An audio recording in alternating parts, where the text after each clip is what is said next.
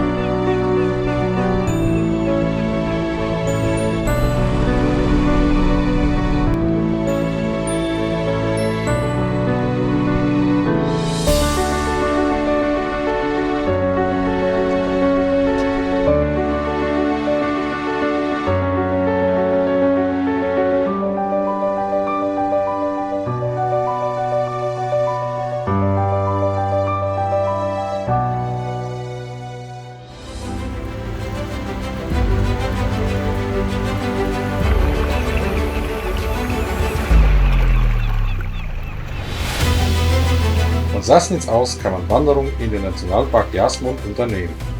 Die bekannteste Sehenswürdigkeit hier ist der weltberühmte Kreidefelsen Königsstuhl.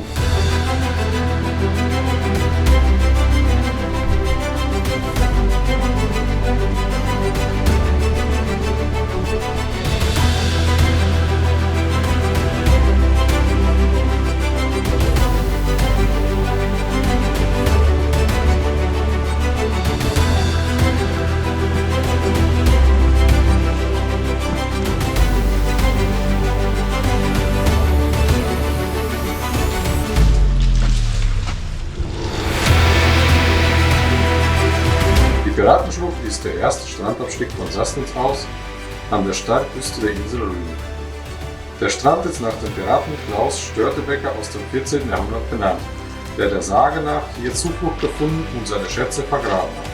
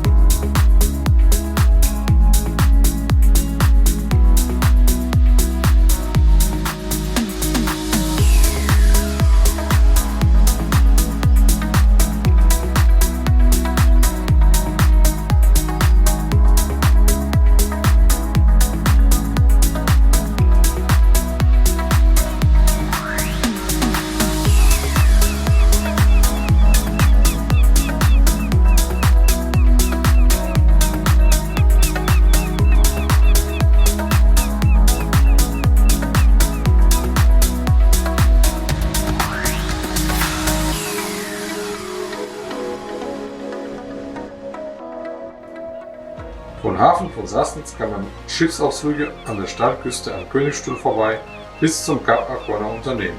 Wir haben so eine Schifffahrt gebucht und nehmen euch mit auf die wunderschöne Fahrt an der Steilküste entlang.